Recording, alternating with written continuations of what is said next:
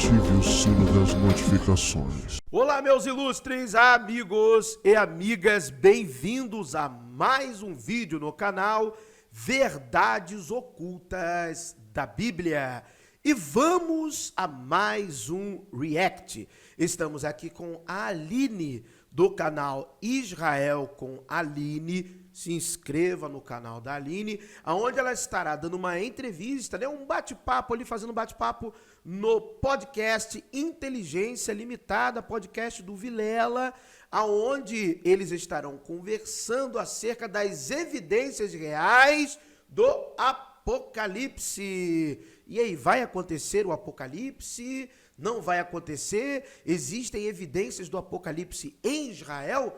O Armagedon está próximo, o fim dos tempos, terceiro templo, novilha vermelha, tudo aquilo que você já sabe, né? O nosso posicionamento teológico, arqueológico, exegético aqui no canal, beleza? Ó, se inscreva também no canal do podcast Inteligência Limitada, Cortes do Inteligência. Então, ó, são canais excelentes, o canal da Aline, que você deve se inscrever, beleza? Então, olha só, eu vou comentando daqui, vocês vão comentando daí, lembrando que isso aqui não é uma refutação, beleza?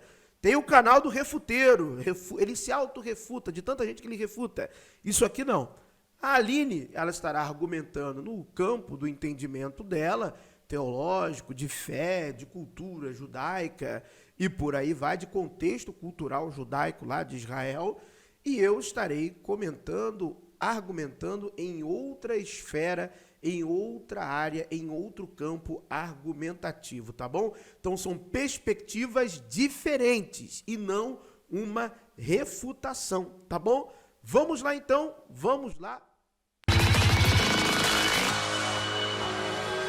Vamos mudar então, falar desses sinais aí. O que os sinais das profecias que podem estar acontecendo lá, né? Tem a construção do templo, tem que existem teorias aí que ele está sendo construído no subterrâneo, não sei o quê. Tem a novilha vermelha, tem o que você falou também, o Mar Morto tá o quê? Tá diminuindo, tá ficando, tem peixe lá, é isso? É quase isso, eu vou explicar. O que acontece é o seguinte, eu tinha falado isso antes, eu vou repetir. Eu gosto de história e arqueologia porque é muito mais fácil entender o passado do que o futuro. Então, eu não gosto de especular. Eu não gosto de chegar e dizer amanhã vai terminar o mundo, eu vou dizer o ano exato que vai terminar, eu vou dizer quem é o anticristo, eu sei de tudo. Eu não sei de nada, gente. Eu posso dizer como quem mora em Israel, o que eu vejo. E que leva grupos que tá sempre lá perguntando sobre essas coisas, né? Imagina. Sim, eu vou dizer que também tem um canal com mais de 2 milhões de inscritos, abre muitas portas. Verdade. Ó, duas coisas aqui interessantes. Então, ela já deixou claro que ela não sabe e o que ela vai dizer é baseado em referências que um canal com 12 milhões de inscritos abriu muitas portas. Ou seja, provavelmente ela quis dizer que teve a possibilidade de dialogar com pessoas que entendem. Então, esse entendimento não é necessariamente fruto dos seus estudos, pode-se considerar assim, mas é fruto do que ela absorveu de outros que chegaram até ela por ela ter um canal de 2 milhões de inscritos. Pode ser isso. Pode ser seus diálogos com Luiz Saião, por exemplo, Rodrigo Silva, outros rabinos e por aí vai. E parabéns, Aline, né? 2 milhões de inscritos. Muito bom. Parabéns. Eu bati 21 mil inscritos. Foi ontem. Quero agradecer aqui também, nem fiz uma publicação. Muito obrigado pelos 21 mil inscritos do canal Verdades Ocultas da Bíblia. E será que a nossa tribo aqui, será que o nosso clã, a nossa galera chega a 1 milhão um dia? Eu não sei lá, hein? Acho que eu vou fazer um canal de apologética para bater uns milhões aí também. Ou continuo aqui na crítica, religiões comparadas. Diga aí, diga você aí. Vamos lá então, vamos continuar ouvindo a Aline aqui. Então, assim, eu posso dizer o que eu tô vendo que tá acontecendo e cada um tira suas próprias conclusões. Tá. Eu acho que esse é o meu papel. O meu papel é falar do histórico, do que está escrito na Bíblia também, que é a nossa base. Muitas vezes, se a gente vai falar do fim dos tempos, do Armagedon, de tudo isso, muitas vezes a gente usa a base da Bíblia. Gostei da linha, hein? Cada um tire as suas conclusões. Olha aí que bacana. Olha só. Tá bem flexível, tá mais... gostei. Vambora. E falar o que está acontecendo, e aí cada um tira E suas próprias Armagedon conclusões. é uma região lá, né? Um vale. Exatamente, então... Subindo uma montanha, os caras mostraram lá onde é. Exatamente.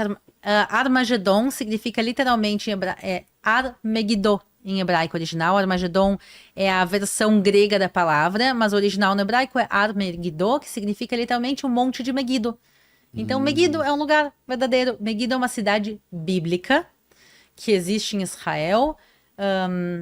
Eu ia dizer que é patrimônio histórico da humanidade pela Unesco, mas a gente não está muito de bem com a Unesco, Ah, é? que é um órgão da ONU também, mas Megiddo é uma cidade bíblica sobre um monte, então por isso se chama um monte de Megiddo. E quando a Bíblia fala sobre Megiddo, sobre Armagedon, tem na realidade 2 lugares que a gente chama de Megiddo. Tem um monte em si Eu e subi tem no- o vale. Quando você via esse vale, né? Exatamente. Quando a gente fala da batalha do fim dos tempos, que está relacionada a Armagedon, que aí é Apocalipse 16, se fala do vale que está em volta desse monte. É um vale gigantesco. E o interessante é que o Vale do Armagedon é um dos locais das batalhas mais importantes da história. Já teve batalha lá, então? Muitas batalhas.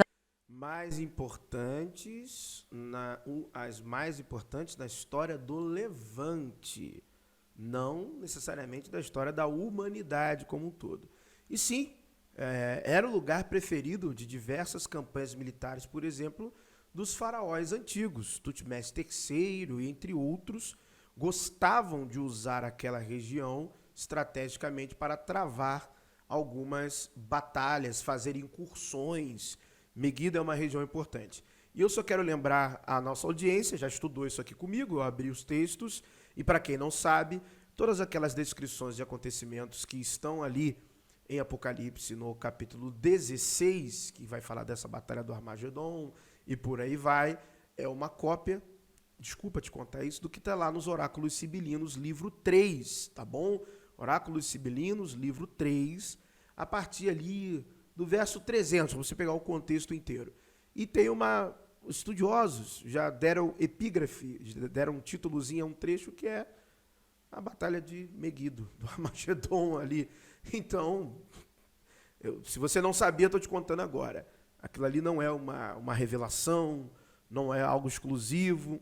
Aquele Apocalipse 16 até o capítulo 22, 16 ao 22, tem inúmeras influências, inúmeras maneiras de dizer, né? Mas diversos paralelos com o livro 3 dos Oráculos Sibilinos, e isso já é de conhecimento de quem trabalha com literatura apocalíptica. Então, todas as pessoas que se debruçaram sobre a pesquisa da literatura apocalíptica e fizeram comparações, encontraram isso. E também tem paralelos ali com a literatura enoquiana, tá bom? Então, não somente o livro das parábolas, né, mas outros trechos também do livro de Enoque. Ou seja, toda aquela batalha de fim dos tempos é uma construção. E eu já mostrei isso aqui formalmente. Tinha uma série que eu fazia aqui, né, que era o Messias... Como é que era mesmo o nome da série? Não lembro agora. Mas acho que era o Messias dos Apócrifos. Um negócio assim, eu não lembro agora. Ou algo messiânico, apócrifo. Era uma coisa assim, em que eu pegava os textos messiânicos, né, que apontavam para Jesus como Messias e o fim dos tempos, e eu mostrava que isso já estava na literatura apócrifa, e um dos textos que eu mais abri aqui foram os Oráculos Sibilinos, livro 3, a partir do verso 300. Até Quais? Napoleão lutou em é? Armagedon. Então, a primeira batalha registrada da história, a primeira batalha que a gente tem escrito o registro Só dela. um minuto, o Paquito tá morrendo lá, cara? Ô, Paquito, você tá bem, cara? Você saiu umas 3 vezes pra ir tossir lá no banheiro, mas Eu tô gripado, eu tô indo tossir no banheiro pra não fazer muito barulho aqui. Você tá entendeu? mal, velho. Sério, meu? Vou buscar Tá tratamento, bom. tá? Desculpa, Olívio. Não tem problema. O fim dos tempos pode esperar. É. Então, o que acontece? Você falou do Napoleão, quais outros Então, batalhas? a primeira batalha registrada da história escrita aconteceu em Armagedon. E ela foi há uns 3.700 anos atrás, imagina. Pô. E foi de 20 mil soldados. Agora, se tu pensar numa batalha hoje em dia de 20 mil pessoas, Nossa. é um número absurdo. É. Naquela época foi de 20 mil soldados, 10 de cada lado. Então, a primeira batalha escrita da história aconteceu lá, e ela não só fazia uma batalha pequena, foi um negócio grande gigantesco que resultou com a vitória dos egípcios. E também muitas batalhas lá aconteceram ao longo da história. Napoleão lutou lá durante a invasão. Napoleão invadiu Israel. Depois ele acabou perdendo e se retirando, mas Napoleão também chegou a lutar em Israel em alguns lugares. Em Jaffa ele lutou, em Akko ele lutou, em Armagedon ele lutou, então também teve. Os cruzados lutaram em Armagedon. A gente teve também, tem uma base aérea que ela foi criada pela Força Aérea Britânica. Ainda tem ou não? Tem ainda, ela foi criada pelos ingleses, quando os ingleses dominaram Israel, ela funciona até os dias de hoje, e ela é usada como uma base aérea, tanto civil como militar. Tem uma prisão lá no Vale, uma prisão de alta segurança, que foi encontrada a igreja mais antiga do mundo lá dentro da prisão. Então, assim, é um lugar assim que tem muita coisa lá dentro, e a gente, quando fala, quer dizer, a Bíblia fala claramente que vai vir uma reunião de reis que vão se preparar para uma batalha. E está escrito que os reis vão se ajuntar em Armagedon, e aí vai começar essa grande batalha. Então, na realidade, tem que ler Apocalipse 16, leiam todo o capítulo ali, fala das taças, e tem uma grande descrição em detalhes do que vai acontecer. A reunião dos reis da terra para batalhar, e aí no oráculo sibilinos fala que vem o rei vindo do sol, e Apocalipse vai tratar acerca da figura do Messias de Jesus, que é o rei vindo do sol no livro 3 dos oráculos sibilinos. Não que os oráculos sibilinos estejam falando de Jesus, né? Não, jamais. Não é isso. Estou dizendo que a influência no livro do Apocalipse vem daí, e também, né, essa reunião dos reis batalhando em um lugar, os reis e poderosos da terra, também tem diversos trechos do primeiro livro de Enoque, tá bom? Lembrando, eu sei que o pessoal aqui do canal vai repetir até de qual que eu sempre falo, mas é porque é impressionante que todo vídeo tem um desavisado. Livro de Enoque, Caverna 4 de Cura, Fragmentos em Aramaico, traduzido por J.T. Millick. Então você encontra esse livro. A única porção que não estava lá era o livro das parábolas, mas todo o resto, de maneira fragmentada, do 1 ao 33 e do 71 ao 100 estava lá, tá bom? Então só para deixar claro isso aqui pra galera. Uma das coisas que fala que vai acontecer é que o rio Eufrates vai secar. E o rio Eufrates está secando. Isso não em Israel. O rio Eufrates está principalmente hoje em dia no que hoje em dia é o Iraque, mas o rio Eufrates pertinho. O rio Eufrates está secando, pessoal. Então, a gente está vendo algumas coisas que se encaixam com o que a Bíblia fala. Então, o Vale de Armagedon está lá e está vazio também. Não se construíram cidades lá. O vale não está ocupado. Ele está aberto. Então, se algum exército quiser lá lutar até os dias de hoje... É uma passagem, né? É uma passagem também. É um ponto estratégico em Israel. Ele ficava em rotas comerciais. Períodos de cheia e estiagem do Eufrates não são questões de revelações de profecia bíblica. Isso aí é um fenômeno climático apenas. E tem nada a ver. Entendeu? É igual a questão do Mar Morto também, que ela uma vez até fez um vídeo. Eu mostrei 10 anos atrás, João Ribe Palharim fez o mesmo vídeo, mais de 10 anos atrás, que é um fenômeno comum que acontecia no Mar Morto ali, os entornos. É um fenômeno comum. Que o próprio livro de Ezequiel, capítulo 47, também não está falando de algo sobrenatural. Está falando de um fenômeno que ele já viu acontecer e que ele entendia que era algo sobrenatural. Então ele dá uma percepção sobrenatural a um fenômeno que, antes dela, ela não sabia, mas outros já foram lá. E talvez deixa eu ver aqui o tempo, eu coloque até na edição, para vocês verem. Vou deixar só aqui o João Ribe Palharim lá, dizendo lá das águas do Mar Morto se tornando saudáveis. Isso é um fenômeno que vai acontecendo de tempos em tempos e talvez para ela foi uma novidade, mas na verdade o Joan Ribes e outros antes dele e até a Bíblia já perceberam esse fenômeno. Havia mar, então é um local estratégico nos tempos bíblicos e até os dias de hoje a gente vê que ele tem uma grande importância. Então o lugar tá lá, o palco tá pronto. E o terceiro templo de Salomão? Então, agora Tem é outra essa daí, questão. né? Tem essa questão. Onde seria? É embaixo de... onde seria é onde tá... é aquela de cúpula escura? Adorada. Adorada? Adorada mesmo. Então, o que acontece? Deus ordena a construção do templo de Jerusalém. E Deus é bem específico. Deus diz o tamanho que ele quer, o formato que ele é, os utensílios e o lugar. Ele fala o Monte Moriá. O Monte Moriá é onde Abraão tinha ido levar o seu filho Isaque para ser sacrificado. Verdade. No final ele não sacrifica Isaque, mas o lugar, que é o pico do Monte Moriá, se constrói o primeiro templo, que é o Tem templo uma de Salomão. pedra lá, alguma Tem coisa? uma pedra, Tem, né? sim. Se É que você constrói... não pode entrar lá, né? Eu entrei. Você entrou? Já mais de uma vez. Se Sério? tu vier em Israel e quiser entrar, Eu vou querer. me avisa. Depois da guerra, não agora. Mas, E em volta construíram, então, essa... então, construíram em volta o templo. Então, o templo é dividido em áreas. Tinha o pátio externo, que todo mundo podia. Tinha a área interna, que era a área dos sacrifícios, que só podiam os sacerdotes.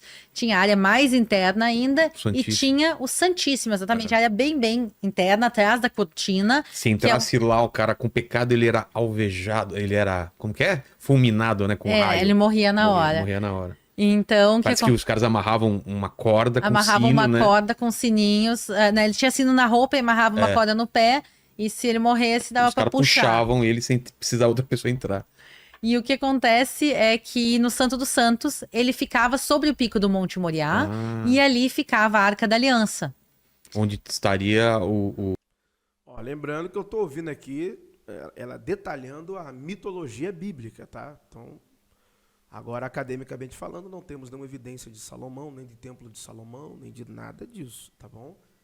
Quem diz que tem é viagem. Não tem. Você pode ir na literatura de confessionais, ou seja, de cristãos, apologetas. Você pode ir na literatura de pessoas que não são confessionais, todos acadêmicos. Não existe evidência do Templo de Salomão. A única evidência que tem é o relato bíblico e que era uma capelinha, só a gente transformar os côvados em metros. Não era um grande templo. Isso está no segundo livro dos reis de Israel, está no livro das crônicas, né? Era uma capelinha, não era um grande templo, é só pegar os metros e transformar em côvados.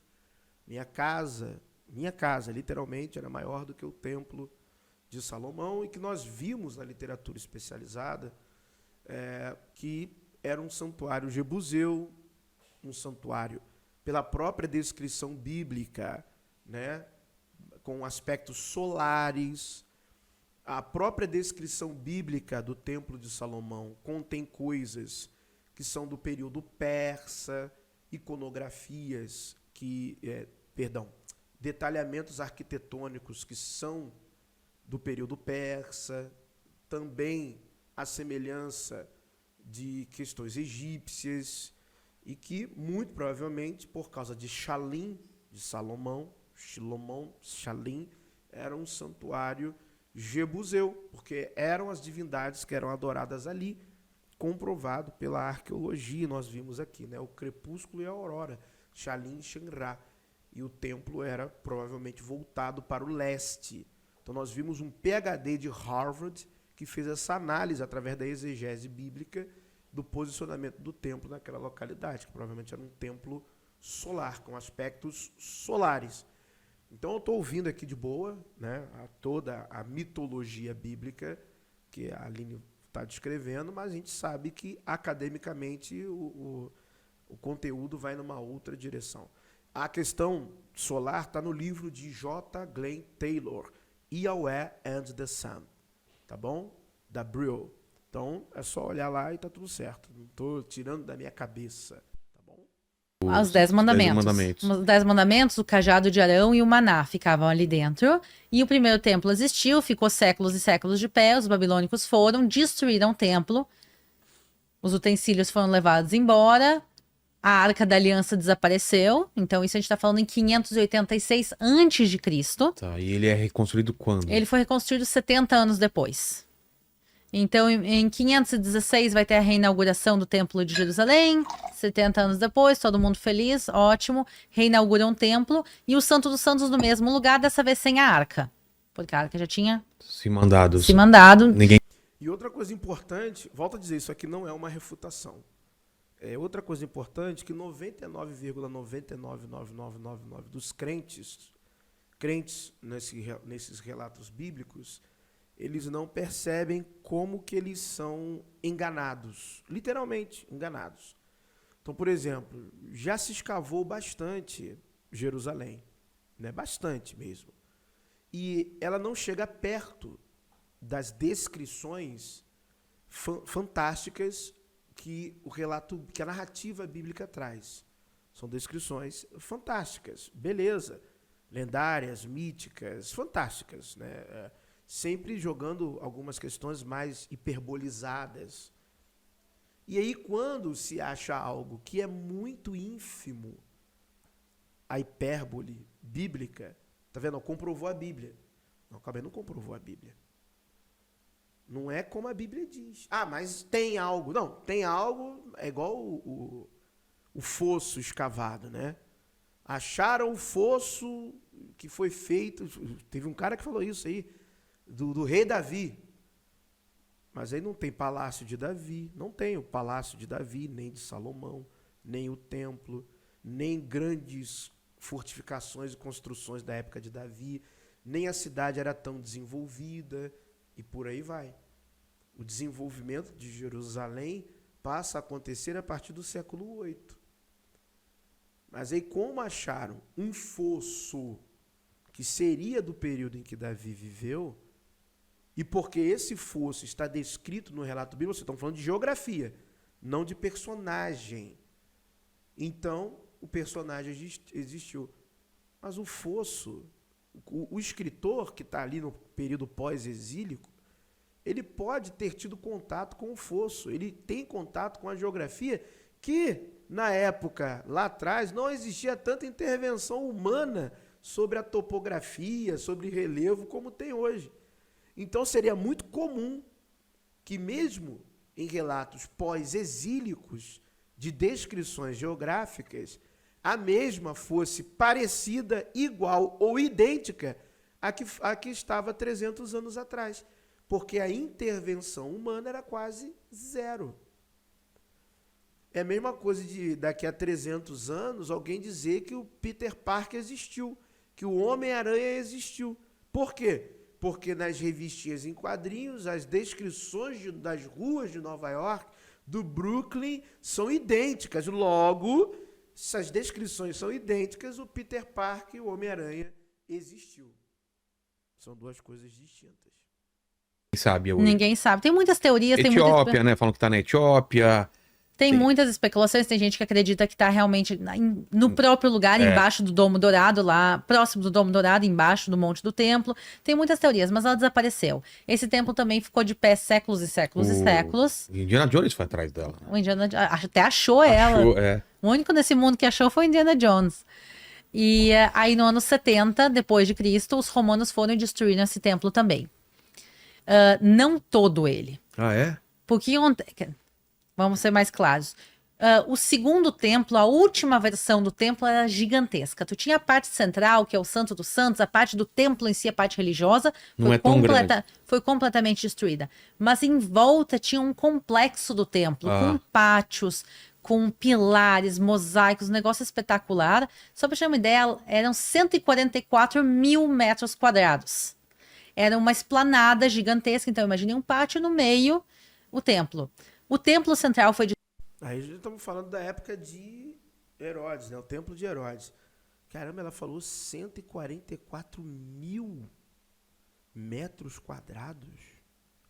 Caramba, 144 mil, pô. Só da área do templo. Eu não estou dizendo que ela está mentindo, mas eu não sei se esse dado é isso mesmo, 144 mil metros quadrados. Rapaz, isso é muita coisa.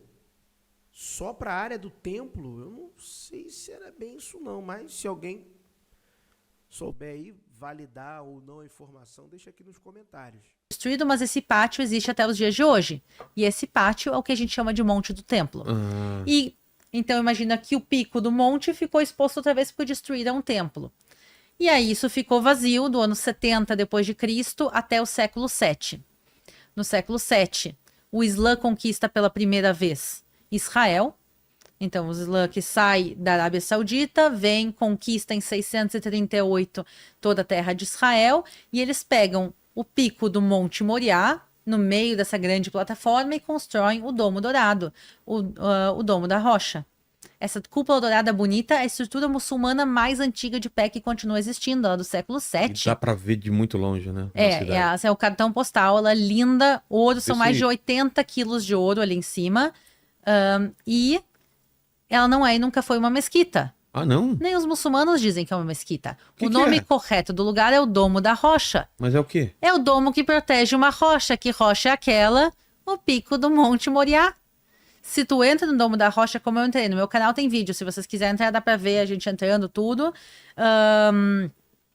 Quando tu entra, tu vê literalmente o pico de um monte. Esse pico é um monte, é o local do Santo dos Santos. E por que é sagrado pra eles também? Então, aí é um ponto importante. Segundo o Alcorão, Maomé faz uma viagem mágica pelos céus. Ele sobe num animal mágico, se chama El Burak, que é o corpo de uma égua branca, o rabo de um leão, asas de águia e o rosto de uma mulher. E ele sobe e faz uma viagem. Com todo o respeito, né, aos amigos islâmicos, muçulmanos, mas essa viagem ela não existiu. Ela é uma cópia da viagem astral de Zoroastro. É uma cópia, literalmente. É uma cópia da viagem astral de Zoroastro. Tá bom? Se der, na edição, eu ponho aqui também.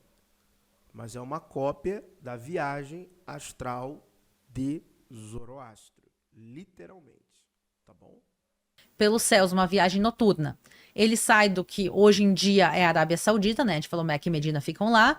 Ele viaja pelos céus e ele pousa em El Aqsa, que significa a mesquita mais longe do mundo. E por isso El Aqsa é o terceiro local mais sagrado do mundo para os muçulmanos, que não é a cúpula dourada. É a... É a do lado, é a cinza. Ah, Então- a cúpula dourada, você colocou lá pro pessoal ver, Paquito? Olha isso daí. Ó, bem bonita. Olha que bonito. Então, do lado dessa tem uma cúpula que é cinza, que é o local mais importante do mundo. O terceiro local mais importante do mundo para os muçulmanos é o local onde Maomé pousou. Ele amarra o seu animal, daí ele caminha até uma pedra e dessa pedra ele sobe aos céus. E por isso, o pico do monte para judeus e cristãos é o local onde Abraão foi fazer o sacrifício do seu filho Isaque, é onde ficava a Arca da Aliança, é do centro do Templo de Jerusalém. Ó, esse aí é o terceiro local mais sagrado do mundo para os muçulmanos. Por isso, para os muçulmanos, essa é muito mais importante que a outra. Essa é realmente uma mesquita. A outra não é. A outra é o local de onde ele subiu aos céus e de onde ele subiu aos céus. O templo seria onde está adorado, então, não aí. Exatamente. Para os judeus e para os cristãos, o mais importante é o local da dourada, para os muçulmanos é o local da cinza. E de lá ele subiu aos céus e por isso o local também só foi santificado para o Islã. Então a gente está literalmente brigando pela mesma pedra. Entendi. Pela mesma pedra. Se derrubarem aquela cúpula, é treta. É treta. Então, quando a gente fala da reconstrução do terceiro templo de Jerusalém, o terceiro templo tem que ser no mesmo lugar que Deus ordenou a Com as construção do mesmas templo. medidas e... Lembrando, voltando a dizer, isso aqui não é uma refutação. Lembrando que essa ideia de reconstrução do templo, essa ideia que dentro do cristianismo, então eu não posso falar dentro do judaísmo, né? Eu não me recordo na literatura rabínica de ter alguma coisa que desde o início da crença judaica acerca de um mundo vindouro, que isso existia no judaísmo antigo, falar dessa reconstrução do terceiro templo após a destruição do ano 70. No cristianismo, né, eu sei de século XVI, Francisco Rivera, em seu livro, né, Comentários do Apocalipse do Santo Apóstolo João. Ele é dentro do cristianismo, da perspectiva futurista, a pessoa que vai falar que é necessário a construção de um terceiro templo. Só que, na perspectiva dele, isso não seria muito bom para os judeus ou o judaísmo, né? Que seria algo vinculado ao dito anticristo. Então, eu não lembro de, na tradição judaica, pós-70, falar-se sobre a reconstrução de um terceiro templo, que talvez seria quarto, né? Se nós levarmos em consideração a narrativa bíblica, Templo de Salomão, a reforma de Esdras e Neemias, Templo de Herodes, e aí viria um quarto, né? Não seria nem terceiro, quarto templo, que já seria uma quarta construção. Então, mas chamam de terceiro, não faço ideia do porquê, se desconsidera Herodes, sei lá. Mas eu não lembro disso na tradição judaica, pós-70. Eu lembro disso já no século XVI, inclusive eu dei o nome até do livro, dei o nome da pessoa, Francisco Rivera, porque eu dei um curso sobre isso, né? Então, nós abrimos as referências bibliográficas mostrando isso. Então, isso que é curioso. Com as mesmas medidas, o mesmo tudo, o mesmo local, que é lá. Agora, se a gente derrubar a Cúpula Dourada, é a Terceira Guerra Mundial instituída, e eu também entendo, porque ali é um local sagrado para os muçulmanos. A gente não aceitaria ninguém destruindo locais santos judaicos, a gente também não pode aceitar destruir locais santos de outras religiões. Por isso, o acordo que foi feito entre Israel e a Waqf, que é a organização muçulmana que mantém o Domo da Rocha, é que o local seria de livre acesso a todos, mas só muçulmanos poderiam orar. Na prática, eles não cumprem esse acordo, eles não permitem não muçulmanos entrarem, mas esse é o acordo original. Quer dizer, Israel não tem nenhuma intenção de derrubar o Domo da Rocha. Não tem. O governo de Israel impede que judeus tentem fazer alguma coisa lá. E tem uns horários super restritos Tem lá. horários super restritos. Vestimento, você não pode ir com qualquer roupa. Lá ela é bem chatinho de subir para a esplanada, e dentro dos edifícios, Domo da Rocha e da Mesquita de Al-Aqsa, é proibida a entrada para judeus e cristãos, exceto autorizações muito, muito, muito difíceis de conseguir. Eu fui lá, eu acho que 2 ou 3 vezes só na minha vida, e foi super, super difícil também para conseguir. E bobagem, né? Palhaçada. A religião hoje é o grande problema e mal do mundo, né? Esse é o grande mal. O fundamentalismo religioso é o grande problema do mundo hoje. E também eles não sabiam que eu tinha, assim, é complicado, Foi uma brecha. Foi uma brecha assim que eles abriram. Mas, por isso, assim, é triste de saber que aquele local ele tá inacessível nos dias de hoje, mas uma coisa importante também para as pessoas saberem, ninguém está fisicamente construindo o edifício do terceiro templo. Nem a história de que tem as partes separadas e depois... Calma, isso tem parte. Mas por isso eu falei, ninguém está construindo o edifício do terceiro templo. Sei. Porque vira e mexe na internet e mostra, olha aqui, pessoal, e daí eles mostram uma obra em Jerusalém, qualquer obra em Jerusalém Olha é obra do terceiro o templo. templo. Aqui, e eles mostram qualquer escavadeira, qualquer obra. Tinha uma obra que estavam construindo um museu próximo ao Muro das Lamentações, esse é o terceiro templo. Não, gente. O edifício do terceiro templo não está sendo construído, não tem data para começar, não tem o apoio do governo de Israel, nada disso existe.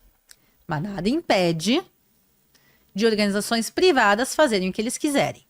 E existem organizações privadas que sim querem a construção do terceiro templo, mas eles sabem que a construção do edifício é proibida. Tá. Mas ninguém impede de fazer os utensílios.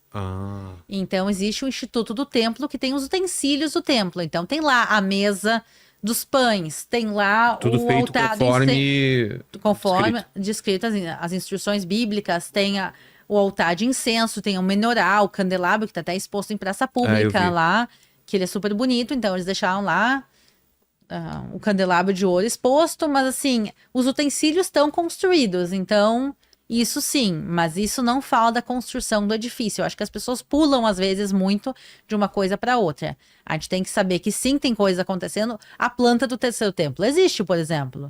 Eu vi ela, tá lá. Tá lá no Instituto do Templo, tem a planta bonitinha, as medidas, o arquiteto bonitinho lá fez, não, eu acho que Gabriel, o nome dele, não lembro o sobrenome. Mas tem lá, tá tudo bonitinho, projetado, pra que se puder fazer, vai ter gente, obviamente, que vai querer fazer, mas não tem nenhum plano a médio nem curto prazo fazer. Você imagina a mina de dinheiro se esse templo for construído. A mina de La Plata que vai ser. Não dá para construir lá onde será, mas imagina que chegue a um acordo, sempre vai aparecer alguém que fala, ih, nós erramos geograficamente, é mais aqui ao lado. E aí aparece uns acadêmicos fundamentalistas para dizer, não, realmente, é um pouco mais para a direita, não precisa derrubar esse negócio não. E a mina de dinheiro que vai ser, nossa, de brasileiros então, pentecostais, neopentecostais, que abraça a bandeira de Israel, que toca chofar no culto, meu Deus do céu, que usa talite de Anubis, meu Deus do céu, imagina as agências de viagem, quanto dinheiro que eles não vão botar no bolso do mundo inteiro nessa brincadeira. Ih, rapaz, acho que eu dei ideia, hein? Olha aí, eu acho que eu dei mole, eu dei a ideia, olha aí, ó. Porque se for feito, é uma treta total, né? Eu acho que já tem treta suficiente em Israel nesse momento.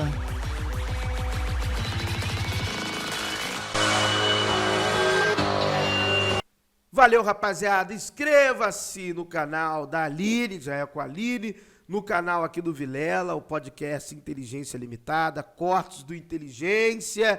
E aí, gostou do vídeo? Gostou? Gostou? Valeu, muito obrigado. Que o verdadeiro Deus abençoe a todos. Se você não crê em um Deus, está tudo certo. Então que a sorte e a fortuna lhe acompanhe. What if I lay down?